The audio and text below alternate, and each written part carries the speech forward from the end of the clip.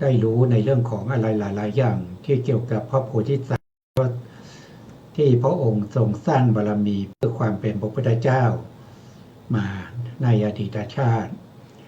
ว่าพระพุทธเจ้าเราเนี่ยทุกข์ยากมามากน้อยเท่าไหร่ถึงจะได้มาเป็นพระพุทธเจ้าถึงจะได้มี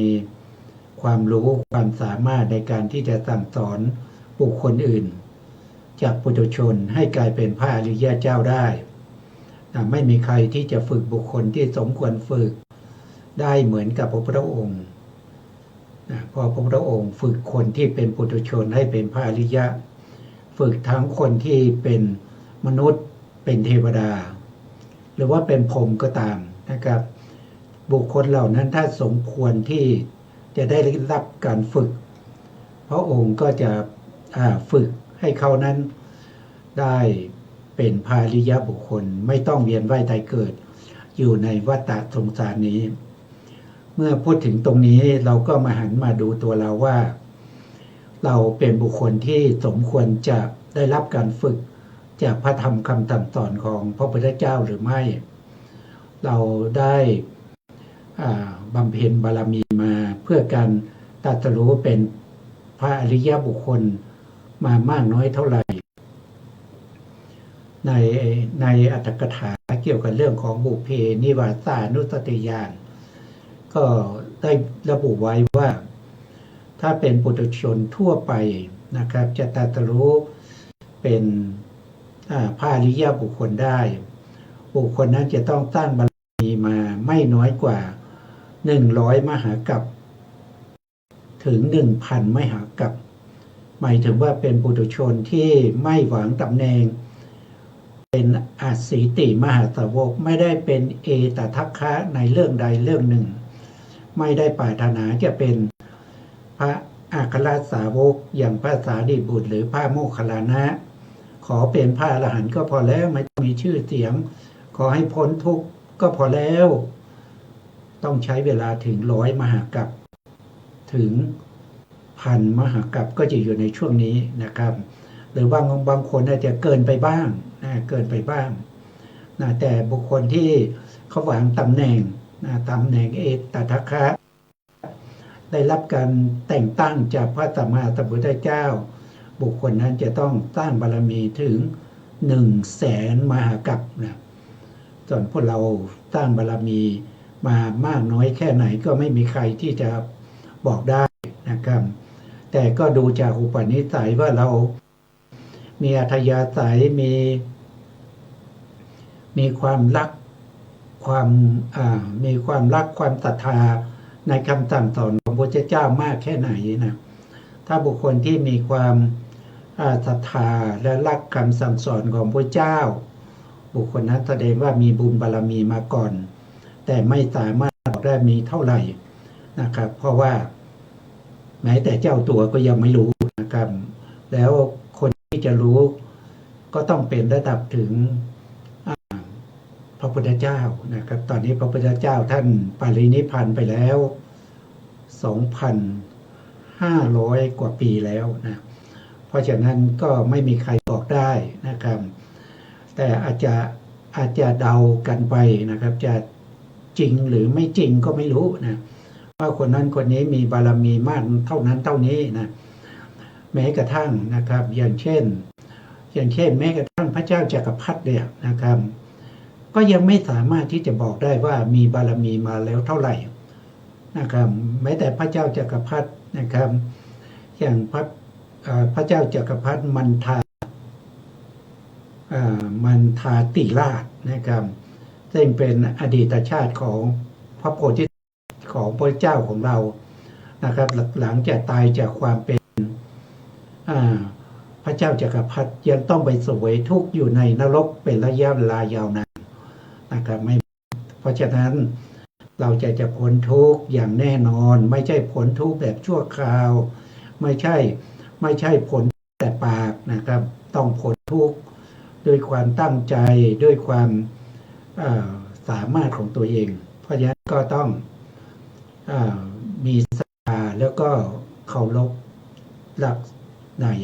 พ พระธรรมคำสอนของพระเจ้านะครับนี่ก็เป็นการ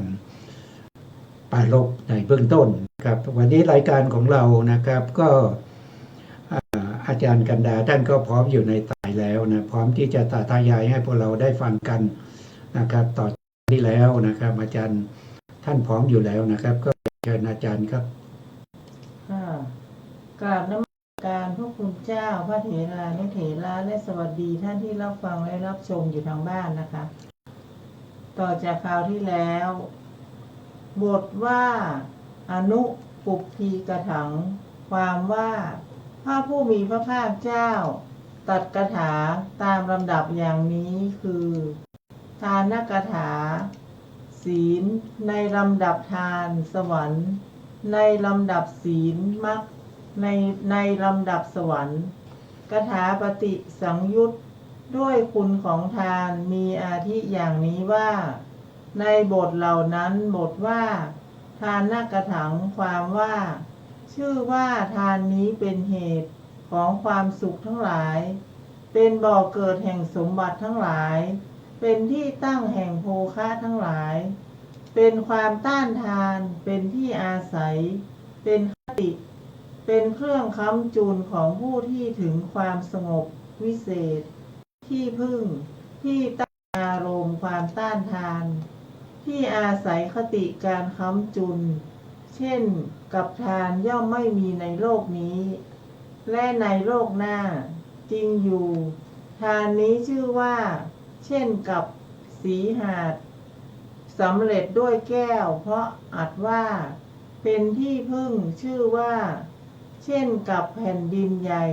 เพราะอัดว่าเป็นที่ตั้งชื่อว่าเช่นกับเชือกรัดเพราะอัดว่าเป็นเครื่องยึดเหนี่ยวชื่อว่าเช่นกับเรือเพราะอัดว่าข้ามไปจากทุกข์ชื่อว่าเช่นกับความกล้าในสงครามเพราะอัดว่าเป็นเครื่องปลอบใจชื่อว่าเช่นกับนครที่ปรับปรุงดีแล้วเพราะอัดว่าป้องกันภัยชื่อว่าเช่นกับปทุมเพราะอัดว่าไม่ติดด้วยมลทินคือความตณีเป็นต้นชื่อว่าเช่นกับไฟเพราะอัดว่าเผากิเลสเหล่านั้นชื่อว่าเช่นกับอสรพิษเพราะอัดว่าเข้าไปใกล้ได้ยากชื่อว่าเช่นกับสีหะเพราะอัดว่าไม่สะดุ้งชื่อว่าเช่นกับช้างเพราะอัดว่ามีกำลังชื่อว่าเช่นกับวัวผู้ผูกเพราะอัดว่าเห็นเป็นมงคลยิ่งชื่อว่าเช่นกับพญาม้าวราหกเพราะอัดว่าให้ถึงภาคพื้นแห่งความปลอดภัยจริงอยู่ท่านย่อมให้สักสมบัติในโลกย่อมให้มาสมบัติพรหมสมบัติจักรพรรดิสมบัติสาวกปารมีญาณปัจเจกโพธิญาณอภิสัมโพธิญาณก็เพราะเมื่อให้ทานจึงสามารถสมาทานศีลได้ฉะนั้นพระองค์จึงตรัสศีลกถาในลำดับทานนั้นค่ะครับผมอันนี้ก็คือท่านพูดในธรรมที่พระพุทธองค์แสดงมากนะครับในพระไตรปิฎกเนี่ยก็จะเกี่ยวกับเรื่องของปุพพีกถาก็พูดตั้งแต่เรื่องของทานนะครับเรื่องของศีลเรื่องของอานิสงส์ในเรื่องของการเสวยสุขในความเป็นเทวดาแล้วก็พูดถึงเรื่องของความสุขที่เป็นมนุษย์หรือเทวดาที่มีความสุขเล็กน้อยนะครับเมื่อไปเทียบกับความสุขในเนคขมมะนะครับเนคขมมะเมื่อไปเทียบกับความสุขที่จะได้เป็นที่จะได้มากได้ผลนั้นก็เป็นความสุขที่ละเอียดที่พ้นไปจากสภาวะธรรมของรูปนามขันธ์ห้านะครับเป็นพระธรรมที่พระองค์แสดงแก่ขหบดีนะครับก็คือประชาชนทั่วไปนะก็จะแสดงตั้งแต่ทานนะบารมีทานนะบารมีเป็นต้นนะครับที่ท่านแสดงนะท่านจะ ไม่แสดงในเรื่องของธรรมที่สูงให้แก่ฆราวาสให้แก่ประชาชนทั่วไปนะซึ่งเป็นการที่พระองค์จะแสดงเพื่อจะขัดเกลาจิตใจของผู้ฟังนะให้สามารถที่จะรองรับพระธรรมที่พระองค์จะแสดงต่อไปนั่นก็คือเรื่องของอริยสัจสี่นะครับเรื่องของทุกข์เรื่องของสมุทัยเรื่องของนิโรธแล้วก็ของข้อปฏิบัติให้ถึงความดับทุกข์ทั้งหลายตอนพระภิกษุที่เข้ามาบวชในพระพุทธศาสนาพระองค์ก็จะแสดงตั้งแต่เรื่องของศีลนะเรื่องของศีลเรื่องของเนคขมมะเรื่องของปัญญาวิปัสสนาทั้งหลายนะการที่พระองค์ได้แสดงและคาถาท่านได้มาขยายความว่าการให้ทานเนี่ยมันเปรียบเสมือนกับเสบียงนะเสบียงที่เราจะเดินทางไปในวัฏสงสารถ้าเราไม่มีเสบียงในการที่จะเดินทางมันก็ทุกข์ยากนะทุกข์ยากลำบากนะครับแล้วถามว่าในวัฏสงสารนี้เราไม่เดินทางได้ไหมมันไม่ได้นะมันไม่เหมือนกับมันไม่เหมือนกับทางโลกนะครับถ้าเราเกิดมาอยู่ในหมู่บ้านนี้นะเราก็ทำมาหากินในหมู่บ้านตลอดชีวิตไปก็ได้แต่วัฏสงสารเนี่ยเราถึงแม้ว่าเราได้เกิดมาเป็นมนุษย์นะครับพบหน้าเราจะไปเกิดที่ไหนก็ยังไม่รู้เราไม่ไปได้ไหมไม่ได้นะมันไม่ได้มันตายแล้วมันก็ต้องไปเกิดนะครับแต่จะไปเกิดที่ไหนก็ต้องไปตามเวรตามกรรมเพราะฉะนั้นเสบียงที่เราจะนำพาติดตัวไปนะครับที่จะไปในวัฏสงสารอันหนึ่งก็คือเรื่องของทานนะครับถ้าเราให้ทานนะครับให้แก่บุคคลผู้มีศีลแล้วเราเป็นผู้ที่ไม่มีความตนีในเรื่องของทานนะครับเราปรารถนาดีต่อบุคคลที่มารับทานไม่ว่าเขาจะเป็นผู้ที่มีคุณนะครับมีคุณเช่นพระภิกษุสงฆ์ที่ท่านมีศีลบริสุทธิ์นะบางท่านก็อาจจะได้ระดับสมาธินะได้ฌานได้อภิญญาไม่แน่บางคนก็จะเป็นพระอริยบุคคลนะถ้าเราทำบุญกับบุคคลเหล่านี้ด้วยจิตที่ศรัทธานะครับเราก็จะได้อานิสงส์มากอานิสงส์นั้นแหละจะเป็นเสบียงในการเดินทางของเรานะถ้าเราไม่มีเสบียงเราก็เหมือนกับคนที่จะไปต่างจังหวัดอย่างเงี้ยนะง่ายๆเลยนะครับเราก็ต้องเตรียมตัวใช่ไหมต้องอย่าลืมกระเป๋าสตางค์ปัจจุบันก็สำคัญก็อย่าลืมมือถือนะเพราะว่ามือถือก็เอาไปใช้จ่ายได้นะไปเอาไปในการที่จะไปสแกนนู่นสแกนนี่ซื้อนั่นซื้อนี่นะซื้ออาหารการกินอย่างเงี้ยเป็นต้นนะครับถ้าเราไม่มีบุญเราจะมีไหมถ้าเราไม่มีบุญเนี่ยเสบียงเนี่ยเราจะมีทรัพย์สินเงินทองในการที่จะไปต่างจังหวัดเนี่ยเราจะนั่งรถอะไรไปนะจะไปรถทัวร์หรือจะไปรถไฟหรือจะไปเครื่องบินนะครับมันก็อยู่ที่เสบียงของเราถ้าเราไม่มีบุญเนี่ยเราทำไงก็ต้องเดินเท้าไปนะครับเพราะมันไม่มีเงินนะครับจะอยู่ก็อยู่ไม่ได้ญาติพี่น้องก็ไม่มีนะครับต้องไปหาญาติพี่น้องต่างจังหวัดอย่างเงี้ยเงินทองก็ไม่มีไปขอใครบุญเราไม่มีเขาก็ไม่ให้เงินเราใช่ไหมครับก็ต้องเดินด้วยเท้าไปขออะไรมื้ออาหารได้กินบ้างไม่ได้กินบ้างนะนั่นก็คือเราไม่ได้ทำบุญเอาไว้เราไม่ได้ให้ทานเอาไว้นะมันก็จะเป็นอย่างมันก็ทุกข์ยากนะมันก็ทุกข์ยากในการที่จะเดินทางอันนี้เปรียบเฉพาะในภพนี้นะแต่ในภพต่อไปเนี่ยที่เราตามจากบุคคลคนนี้นะจะไปเกิดที่ไหนนะถ้าเราไม่มีเสบียงนั่นแหละที่หวังของเรานะครับนั่นก็คืออบายนะครับอบายแล้วอบายมันมีแต่ความทุกข์นะครับได้มีความสบายเหมือนความเป็นมนุษย์นะถึงมนุษย์จะมีความทุกข์นะครับแต่ความทุกข์ของมนุษย์เนี่ยมันเสี้ยวที่16ของอบายสัตว์นะครับพอเกิดในอบายแล้ว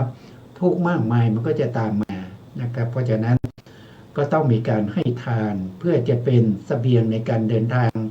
ไปในวัฏสงสารแล้วก็จะเป็นเสบียงในการที่จะทำให้เราสามารถที่จะรักษาศีลได้นะผู้ที่ให้ทานเนี่ยเป็นผู้ที่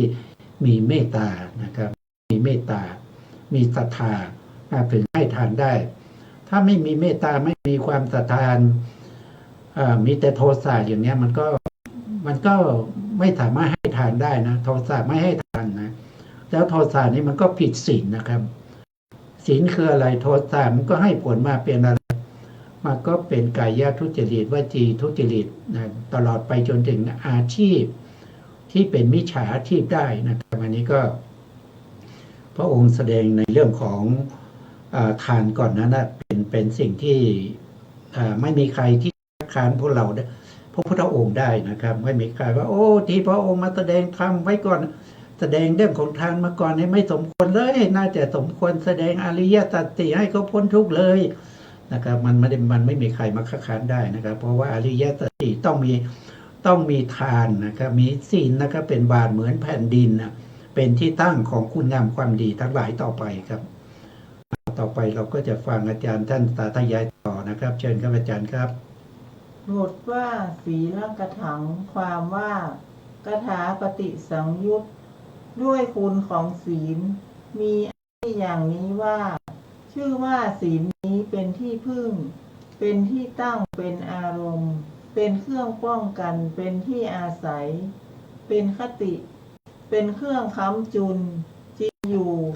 ที่พึ่งที่ตั้งอารมณ์เครื่องป้องกันที่อาศัยคติเครื่องค้ำจุนเช่นกับศีลย่อมไม่มีแก่สมบัติในโลกนี้และโลกหน้าเครื่องประดับเช่นกับศีลย่อมไม่มีดอกไม้เช่นกับดอกไม้คือศีลย่อมไม่มีกลิ่นเช่นกับกลิ่นศีลย่อมไม่มีจริงอยู่โลกพร้อมด้วยเทวโลกดูแลการประดับด้วยเครื่องประดับคือศีลการตกแต่งด้วยดอกไม้คือศีลการลูบไล้ด้วยกลิ่นคือศีลย่อมไม่ถึงความอิ่มเพื่อจะแสดงว่าคนได้สวรรค์เพราะอาศัยศีลนี้พระองค์จึงตรัสสักขกถาในลำดับศีลบทว่าสักขกถังความว่ากถาปฏิสังยุตด้วยสวรรค์มีอาทิอย่างนี้ว่าชื่อว่าสวรรค์นี้เป็นหน้าปรารถนาหน้าใกล้หน้าพอใจกีฬาอันเป็นทิพย์สมบัติย่อมได้ในสวรรค์นี้เป็นนิจเราเทวดาชั้นจาตุมหาราชิกาย่อมได้ทิพยสุขและทิพยสมบัติตลอด9 ล้านปีเราเทวดาชั้นดาวดึงส์ย่อมได้ทิพยสุขและทิพยสมบัติตลอด3 ปีและ6 ล้านปีจริงอยู่เมื่อพระพุทธเจ้าทั้งหลายตรัสถึงสมบัติสวรรค์ยังไม่พอปากดังที่พระองค์ตรัสไว้ว่าดูก่อนภิกษุทั้งหลายเราพึงกล่าวคาถาโดยปริยายน้อยแลดังนี้เป็นต้นพระผู้มีพระภาคเจ้าทรงล่อด้วยตรัสถึงสวรรค์อย่างนี้แล้วเพื่อทรงแสดงว่า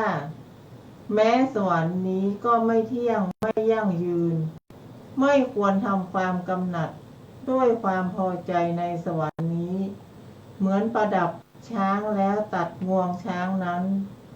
จึงตรัสถึงโทษความเลวทรามความเศร้าหมองของกามทั้งหลายโดยในเป็นต้นว่า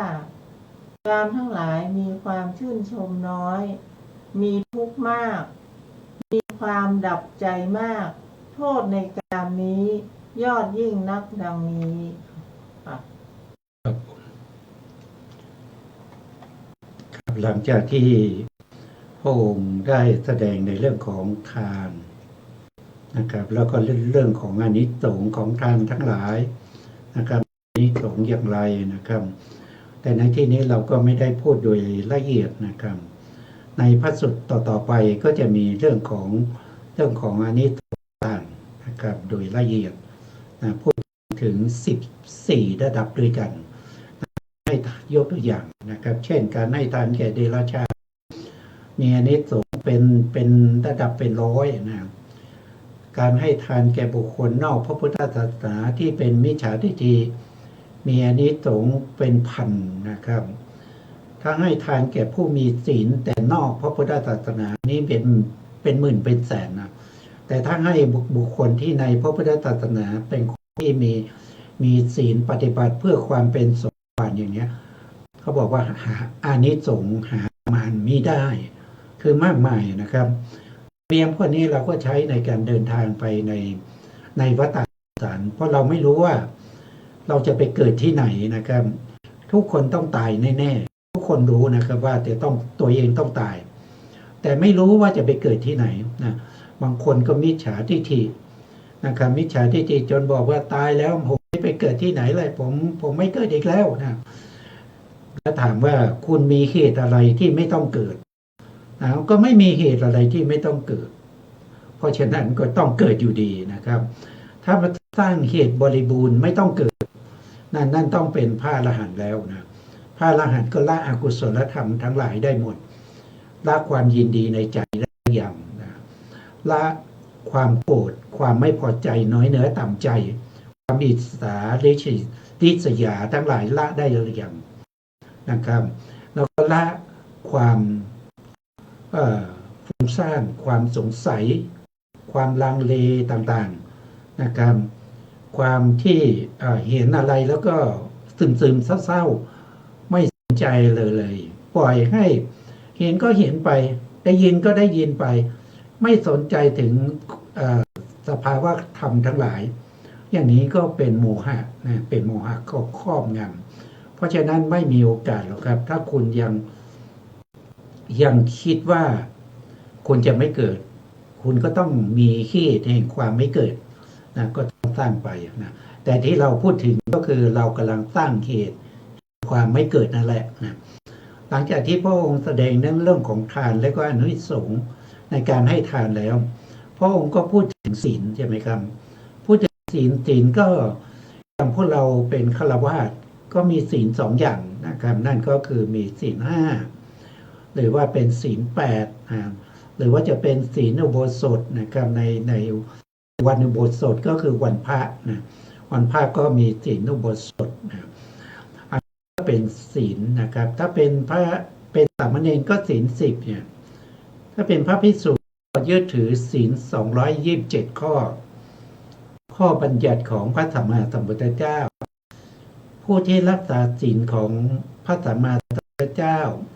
บุคคลนั้นจะต้องมีความมีศรัทธานะครับมีความเพียรมีความวิริยะในการที่จะรักษาศีลไม่ให้ผิดพลาดไม่ให้ทุศีลนะครับเห็นศีลเล็กๆน้อยๆเนี่ยมันมีโทษมากเหมือนกับศีลใหญ่เช่นปาราชิกอย่างเนี้ยผู้ที่เขารักษาศีลดีๆเขาจะเห็นศีลที่เป็นศีลทุกกฎนะทุกกฎเนี่ยมีคุณค่าเท่ากับปาราชิกเลยนะครับเพราะฉะนั้นศีลเล็กๆน้อยๆเขาไม่ทำหรอกนะเพราะฉะนั้นเขาจึงรักษาศีลให้บริสุทธิ์ได้ไม่ใช่รักษาศีลเฉพาะศีลปาราชิกหรือว่าสังฆาทิเตศไม่ใช่อย่างนั้นนะเขารักษาตั้งแต่ศีลเล็กๆน้อยๆนะครับให้เห็นเหมือนกับว่ามันมีโทษที่ท่านได้สรุปไว้ว่าการที่เราเข็มเนี่ยเราดูแล้วมันเล็กน้อยนะมันมีอะไรแต่เข็มเนี่ยเอาไปใช้เป็นอาวุธเอาไปแทงตาบอดได้นะครับแทงตาบอดเลยนะยาพิษหยดเดียวนะครับน้ำ1 แก้วเนี่ยสามารถฆ่าคนได้นะเพราะฉะนั้นการที่เราปล่อยปละละเลยในศีลเล็กๆน้อยๆนะมันเป็นบ่อให้เกิดความผิดพลาดอันใหญ่หลวงตามมาเพราะเราคิดว่าเล็กๆศีลเล็กน้อยแค่นี้ไม่จำเป็นนะไม่จำเป็นนะมันก็จะเป็นนิสัยนะมันเป็นอุปนิสัยอัธยาศัยของเราเดี๋ยวอะไรก็ไม่จำเป็น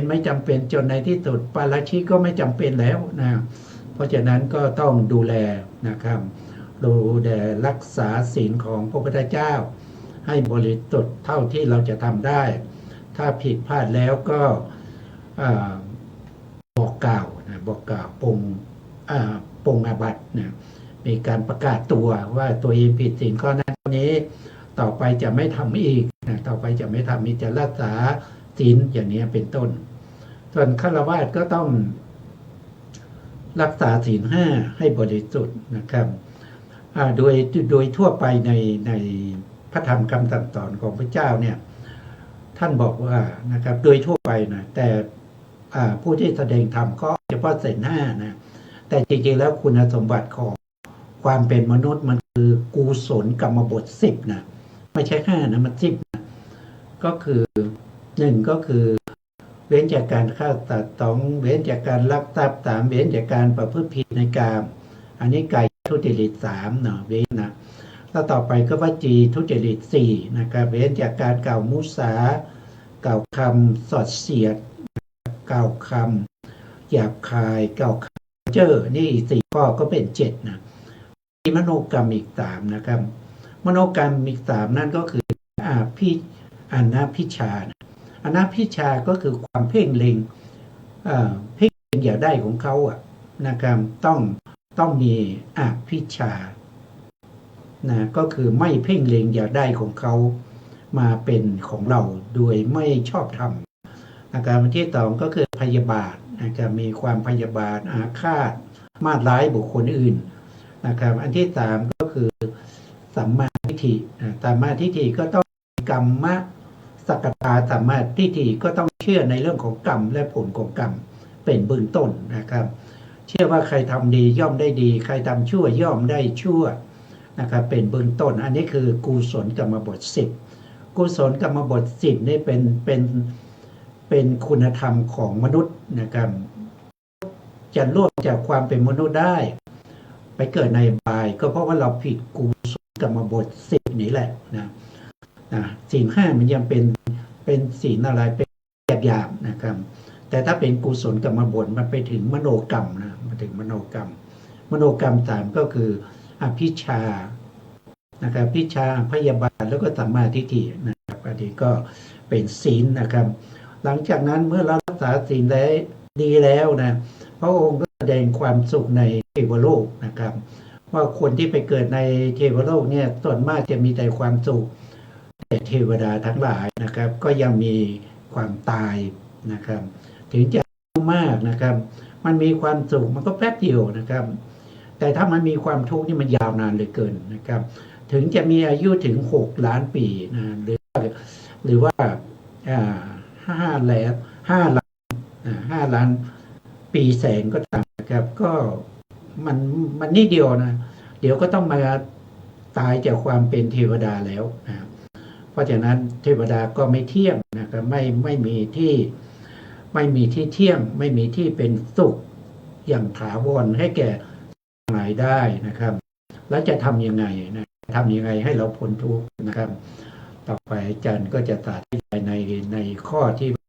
จะทำยังไงให้ดำเนินไปตามที่พระพุทธองค์เองนะครับในบทเหล่านั้นบทว่า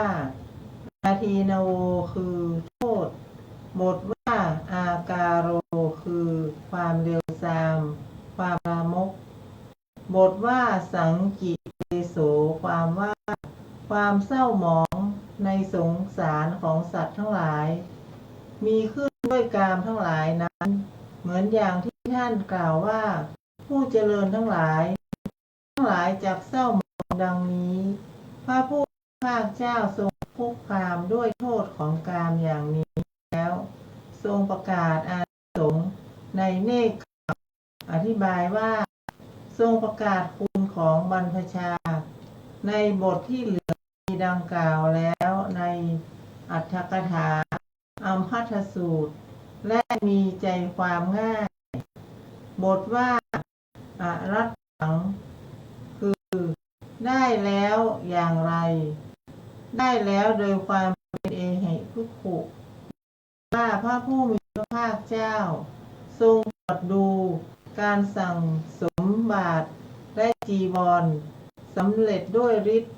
ทรงเห็นการถวายจีวรเป็นต้น ในชาติไม่น้อยของหมู่ชน จึงตัดคำเป็นอาทิว่า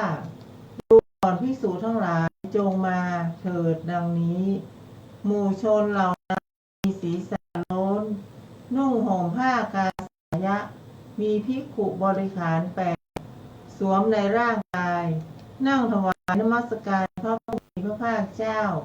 ดุจพระเถระมีพรรษา20ในบทว่าสันทัสเสสิเป็นต้นความว่าพระผู้มีพระภาคทรงแสดงถึงประโยชน์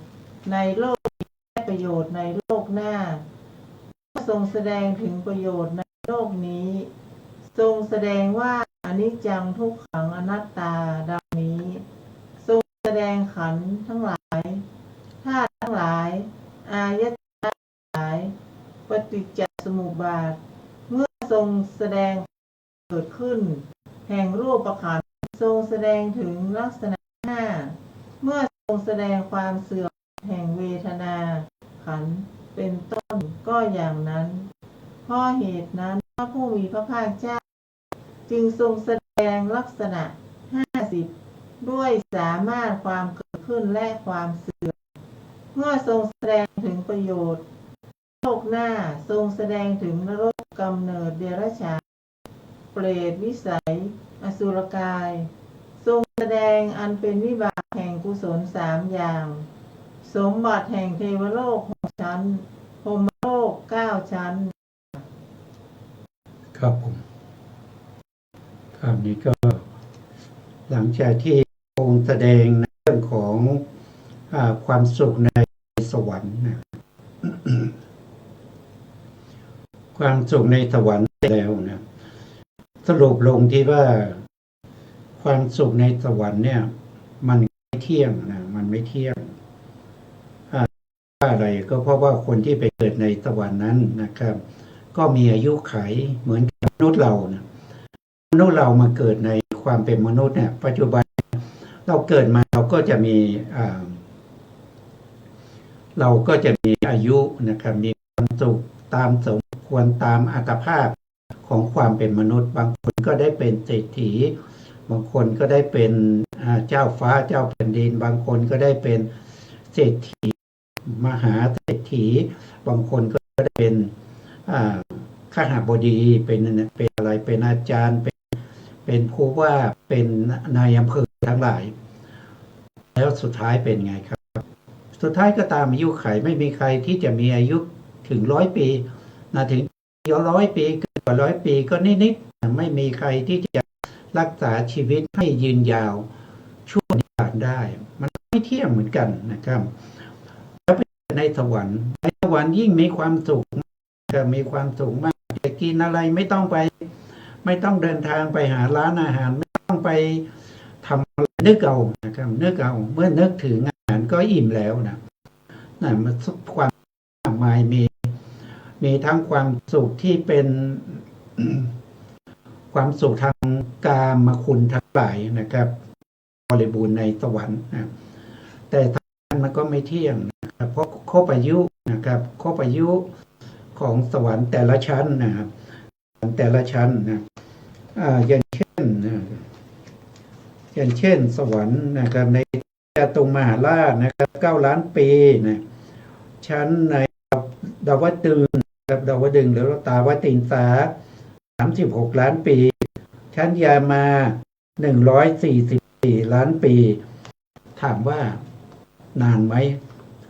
ถ้าเราดูตัวเลขมันก็นานนะครับแต่ถามว่าเวลาเรามีความสุขเนี่ยมันนานไหมที่เรามีความสุขมันแป๊บเดียวนะครับมันแป๊บเดียวอย่างที่เราเกิดมาเราสุขมีความเกิดในการที่ได้ทำงานแล้วก็เป็นหัวหน้าคนโอ้ยสนุกไม่กี่ปีก็ปลดเกษียณแล้วนะความเหล่านั้นก็หายไปแล้วนะที่จะมีคนมาดูแลนะมาเทคแคร์อะไรต่างๆเนี่ยเราโดนปลดเกษียณแล้วใครจะมาดูแลครับแล้วเราตายแล้วจะไปเกิดที่ไหนนะครับมันก็เป็นความทุกข์แต่เทวดาก็ทุกข์นะครับอย่างท้าวสักกะเนี่ยนะครับอยู่มาวันหนึ่งเนี่ยท้าวสักกะท่านเป็นเจ้าแห่งเทวดาในชั้นที่2เนี่ยนะครับ ก็มีจิตใจที่ยินดีในวิมานของตัวเอง ดอกไม้ประจำตัวก็เศร้าหมองรักแรกก็มีเหงื่ออาสนะที่เคยนั่งนุ่มสบายก็แข็งทื่อเกิดอะไรขึ้นนะก็เลยตรวจสอบยานด้วยยาก็เพราะว่าอีก7 วันจะดูแล้วนะครับ เกิดความเศร้าอย่างมหาศาลนะครับว่าโอ้ยเราของสมบัติมา36 ล้านปี โอ้เราต้องจากไปแล้วนะเราจะทำยังไงดีนะทุกข์มากก็ไม่มีใครที่จะมาจัดทุกข์เหล่านี้ได้นะก็นึกถึงพระพุทธเจ้านะโอ้มีแต่พระสัมมาสัมพุทธเจ้าเท่านั้นที่จะตายเสียซึ่งทุกข์หลายเหล่านี้นะก็จากสวรรค์แล้วก็มาเข้าเฝ้าพระพุทธองค์นะพระพุทธองค์เมื่อเข้าเฝ้าแล้วพระสักกะก็ถามปัญหานะถามปัญหาพระพุทธเจ้าถึง16 ข้อด้วยกันนะครับพอพระพุทธองค์ตอบปัญหาข้อที่8นะข้อที่8จบลงท้าวสักกะนั้นได้บรรลุเป็นโสดาบันนะครับบรรลุเป็นโสดาบันเมื่อบรรลุเป็นโสดาบันเขาก็จุติก็คือตายนะเขาตายจากความเป็นท้าวสักกะแล้วเขาก็เกิดเป็นท้าวสักกะใหม่นะเพราะอะไรก็เพราะว่าเขาได้โสดาบันเขามีที่เกิดที่แน่นอนแต่ถ้าเขายังไม่ได้เป็นโสดาบันที่เกิดใหม่ของเขานั่นคือนรกนะครับนรกนะเพราะฉะนั้นคำสั่งสอนของเจ้านะครับแม้แต่ปัญหาเขาตกามาถามครับก็สามารถที่จะนำสู่ความเป็นพระอริยบุคคลได้นะครับอันนี้ก็เป็นเรื่องของความของเทวดานะครับแล้วอย่างพวกเรานี่ไม่ได้เกิดเป็นเทวดาเราจะทุกข์ได้ไหมก็พ้นได้นะครับเบื้องต้นก็บอกว่ารักษาศีลนี่มันเหมือนกับแผ่นดินนะเราจะสร้างอะไรทั้งหลายนะจะสร้างบ้านสร้างเรือนนะศาลาวิหารนะสร้างพระเจดีย์มันต้องตั้งอยู่บนดินหมดนะไม่มีอะไรที่มันจะไปตั้งอยู่บนกลางอากาศนะเพราะฉะนั้นศีลจึงเป็นรากฐานอันสำคัญของคุณธรรมนะจะว่าเป็นสมาธิให้ได้อภิญญาจะว่าเป็นวิปัสสนาให้ได้มรรคอาศัยศีลเนี่ยเป็นเบื้องต้นแห่งการสำเร็จคุณธรรมทั้งหลายเหล่านั้นเอาต่อไปเราจะฟังอาจารย์ท่านได้สาธยายต่อครับเชิญอาจารย์ครับว่าสมาทะเปสีความว่าให้ถือกัลยาณธรรมมีปาริธิศีล4ทุดงคถาวัตถุ10เป็นต้นบทว่าสมุตเตเชสิคือให้อาหารด้วยดีให้อุตสาหะยิ่งขึ้นพระผู้มีพระภาคเจ้าทรงให้หวาดสะดุ้งให้หวาดกลัวประโยชน์ในโลกนี้และประโยชน์ในโลกหน้าตัดธรรมดุจแล้วก็เมื่อพระพุทธเจ้าผู้มีพระภาคทรงทำให้สัตว์หวาดสะดุ้งหวาดกลัวแล้วตัดถึงประโยชน์โลกนี้อันมีเช่นกามกร32และมหาภัย25ย่อมทำให้เกิดความหวาดสะดุ้งดุจผูกมัดแขนไพร่หลังจนแน่นแล้วโบย100 ครั้งทั้งทาง4 แพร่งนำออกไปทางประตูทิศใต้ดุจวางศีรษะที่ระฆังสำหรับประหารดุจเสียบบนและดุจถูกช้างซับมาและเมื่อทรงกล่าวถึงประโยชน์ในโลกหน้าย่อมดุจเกิดในนรกเป็นต้นและดูเสวยสมบัติในเทวโลกค่ะครับผมก็เป็นเรื่องที่ยังไงเป็นเรื่องที่น่ากลัวนะครับการไม่ได้เกิดเนี่ยมันเป็นเรื่องที่น่ากลัวนะเพราะว่าเราไม่รู้เราจะไปเกิดที่ไหนนะครับเราไม่ใช่จะเกิดเทวดาตลอดไปเราไม่ ไม่ใช่จะมาเกิดเป็นนะครับที่เป็นมนุษย์ชั้นดีมีบุญบารมีได้เป็นมหาเศรษฐีได้เป็นลูกของอาจจะได้เป็นเจ้าชายอย่างเงี้ยอาจจะได้เป็นคุณชายอย่างเงี้ยมันไม่ได้นะมันอยู่ที่กรรมของเราที่เรามาแล้วแต่ละคนเนี่ยถามว่าตัวเองเฉพาะคุณงามความดีเท่านั้นหรือครับไม่ใช่นะมันทำทั้งดีและชั่วกรรมดีและกรรมชั่วนั้นมันก็เป็นประเภทที่เป็นอนันต์นะครับก็คือกรรมหนักนะทำแต่กรรมทั่วไปบางทีก็ทำกรรมที่มันเป็นอาจินกรรมอาสันกรรมอย่างเนี้ยมันก็จะนำเราไปเกิดตามสภาพเราได้มาเกิดเป็นมนุษย์อีกเราจะมีชีวิตเหมือนปัจจุบันไหมนะมันยิ่งจะทุกข์เหลือทุกข์กว่าเก่านะครับมันจะต้องกลายเป็นถ้าว่าโดยพระบาลีก็เป็นพวกที่เป็นเขาเรียกว่าเป็นจันทานคนที่ศึกษาพระไตรปิฎกมามากก็จะรู้มันเป็นคนอย่างนี้นะแม้แต่พระโพธิสัตว์นะพระพุทธเจ้าของเราเนี่ยในปางก่อนๆเนี่ยก็เกิดเป็นคนจันทานนะครับ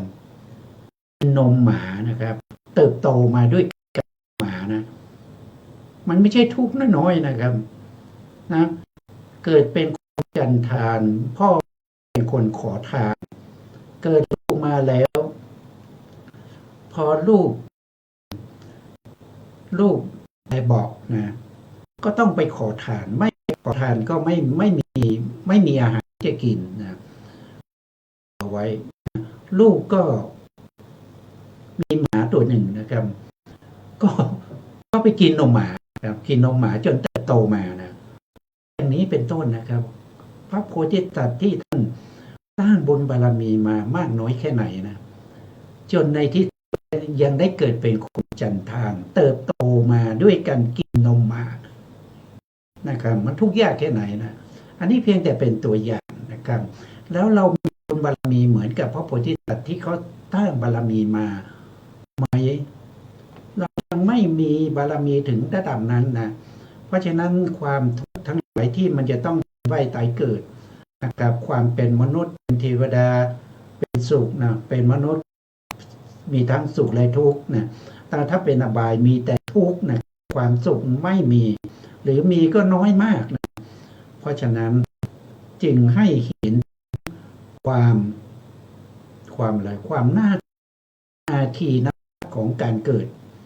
อาทีนะว่าการของการเกิดของสัตว์ทั้งหลายเนี่ยเป็นสิ่งที่น่ากลัวมันเป็นสิ่งที่น่ากลัวท่านก็มาไว้หลายในนะครับอย่างเช่นที่เราเป็นสุขเนี่ยท่านบอกว่าความสุขที่เรามีอยู่มันเป็นกรรมคุณกรรมมีความสุขน้อยมันไม่คุ้มนะครับท่านเปรียบเสมือนกับสุนัขนะสุนัขที่มันมากนะครับพอแล้วมันเดินไปที่เขากำลังฆ่าโคคนฆ่าโคหรือลูกมือคนฆ่าโคก็เอากระดูกที่ไม่มีเนื้อนะครับเอาเลือดทาก็โยนไปให้มันแล้วมันก็นอนแทะกระดูกอยู่นั่นแหละนะครับกินน้ำลายตัวเก่านะกินน้ำลายของตัวเองนะครับมันจะอิ่มได้ไม่อิ่มนะมันไม่อิ่มแล้วเปรียบเสมือนกับชิ้นเนื้อนะชิ้นเนื้อที่นกได้นะอีกามันได้ชิ้นเนื้อมันก็บินไปพอมันบินไปในอากาศนกตัวอื่นเห็นนะครับก็บินมาเพื่อแย่งอาหารแย่งชิ้นเนื้อก็จิกตีจนนกที่ได้ชิ้นเนื้อคาบชิ้นเนื้อบินไปนั้นต้องยอมสละชิ้นเนื้อนะถ้าไม่ยอมสละก็ต้องถูกนกอื่นๆจิกจนตายนะครับนี่แหละความสุขที่มันมีในกามแล้วเหมือนกับบุคคลที่ถือคบเพลิงนะคบเพลิงนั้นเป็นคบเพลิงหญ้านะครับแล้วก็เดินทวนนะครับมีแสงสว่างไหมมันก็มีแสงสว่างแต่ถ้าไม่ปล่อยคบเพลิงนั้นไฟนั้นมันจะไหม้ตัวเองนะครับอย่างนี้ความสุขของกามนะครับนั่นก็ของขอยืมนะครับเมื่อยืมของเขามาไม่มีความสุขเนี่ย แต่ถึงเวลาเจ้าหนี้เขามาทวง แล้วเราไม่มีมันจะทุกข์แค่ไหนนะมันจะทุกข์แค่ไหน หรือเจ้าหนี้ก็จะทำตามสมควรแก่หนี้ของเขาอะเราจะทุกข์แค่ไหน ก็เป็นเรื่องของความสุขในกามไม่ว่าจะเป็นความของเทวดา หรือว่าความสุขของเป็นมนุษย์ชั้นดี มันก็มีความสุข แต่มันเป็นความสุขเล็กน้อยอย่างนี้แหละ ท่านบอกว่าความทุกข์เนี่ยถูกทรมานนะครับ กรรมกร32ก็คือเอาไปทรมานนะมีอยู่32ประเภทนะก็ไปค้นในเน็ตได้นะครับว่า32ประเภทเนี่ยมันทรมานอะไรบ้างนะครับยกตัวอย่างเช่นมีการเอามีดนะครับถากนิ้วมือนะครับ หรือว่าเอาอะไรสักอย่างหนึ่งนะครับมาแทะเอาเล็บออกจากมืออย่างเนี้ยนะครับอันนี้ก็ไปในพระธรรมคำสั่งสอนของพระเจ้านะมหาภาค15เนี่ยก็ไปหาดูนะครับอันนี้มันโดยทั่วไปนะต่อไปเรียนเชิญอาจารย์ได้สาธยายต่อเชิญอาจารย์ครับบทว่าสัมปหังเสติคือให้รื่นเริงด้วยคุณที่ตนได้แล้วอธิบายว่าทรงกล่าวทำให้มีอานิสงส์มากบทว่าสังขารานังอาทีนวังว่าตรัสถึงโทษของกามทั้งหลายเพื่อบรรลุปฐมมรรคขั้นต่ำแต่ในบทนี้เพื่อบรรลุมรรคเบื้องสูงพระองค์จึงทรงประกาศโทษของสังขารทั้งหลายและความที่สังขารทั้งหลายลามกและความลำบากอันมีสังขารเป็นปัจจัยโดยในเป็นต้นว่าดูก่อนภิกษุทั้งหลายสังขารทั้งหลายไม่เที่ยงไม่ยั่งยืนไม่ปลอดโปร่งดูก่อนภิกษุทั้งหลายก็อันนี้เพียงพอเพื่อความเบื่อหน่ายในสังขารทั้งหลายเพียงพอเพื่อความคลายกำหนัดเพียงพอเพื่อความหลุดพ้นดังนี้ทรงประกาศอานิสงส์ในนิพพานโดยในเป็นต้นว่าดูก่อนภิกษุทั้งหลายชื่อว่านิพพานนี้มีอยู่ในเนคขมะเหมือนกันเป็นสิ่งประณีตเป็นเครื่องป้องกันเป็นที่อาศัยดังนี้บทว่ามหาชนะกายโยความว่าหมู่มหาชนผู้เป็นอุปถากของกุมารทั้งสองนั่นแลบทว่าข้าพเจ้าทั้งหลายขอถึงพระผู้มีพระภาคเจ้าและพระธรรมเป็นที่พึ่งดังนี้ความว่าหมู่ชนเหล่านั้นได้กล่าววาจา2 หนคือกล่าวถึงพระพุทธเจ้าหนหนึ่งพระธรรมหนหนึ่งเป็นสรณะเพราะยังไม่ครบพระสงฆ์บทว่าอรัตถังคือได้แล้วโดยความเป็นเอหิภิกขุโดยในที่กล่าวแล้วในตอนก่อนแม้ในคราวที่บวชแล้วในลำดับจากนี้ก็มีในนี้แลครับผมอันนี้ก็อย่าลืมนะครับที่พูดถึงว่าตอนที่พระพุทธเจ้าวิปัสสีนะครับท่านได้ตรัสรู้ใหม่ๆนะครับท่านก็เอา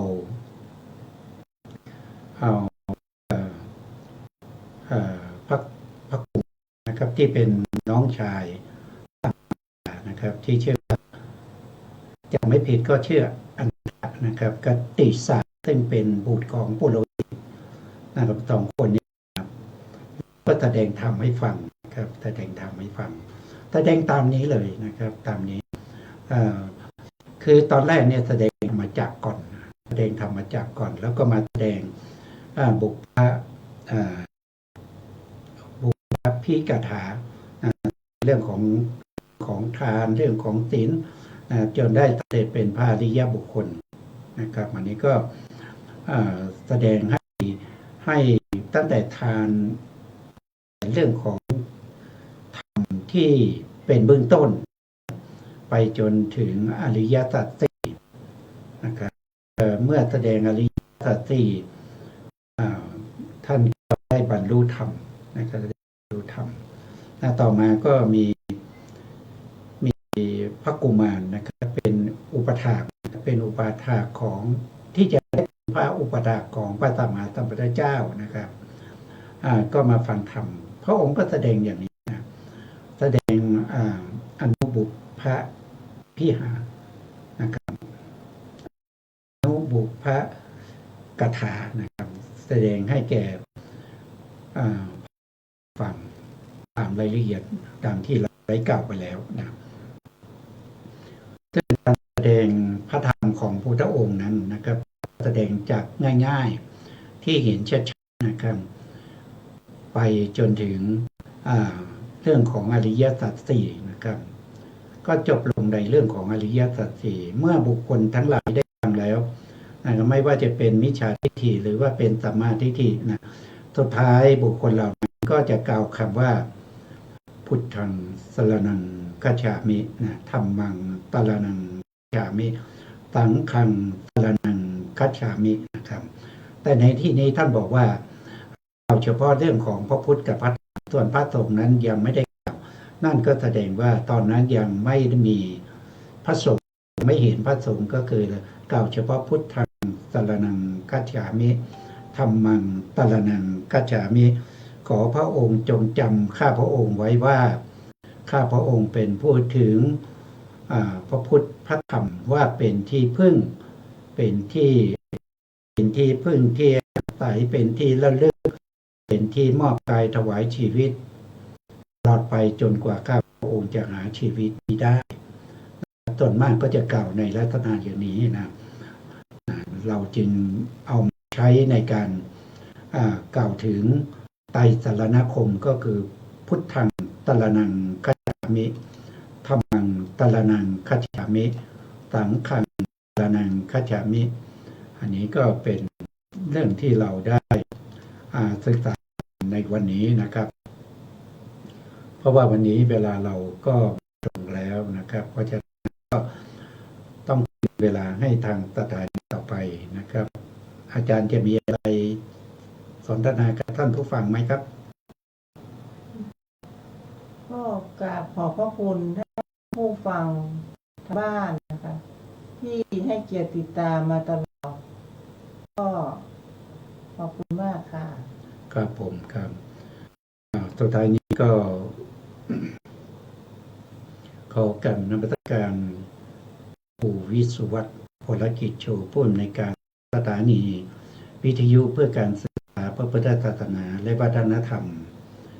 ได้ขอกราบขอบคุณพระครูปริยัติยานุศาสตร์ขอบคุณท่านผู้ฟังและผู้ชมทุกท่านนะครับที่ให้เกียรติติดตามในรายการศึกษาพระสัทธรรมเพื่อการพ้นทุกข์พบกันใหม่ในครั้งต่อไปครับวันนี้ลาไปก่อนครับสวัสดีครับสวัสดีค่ะ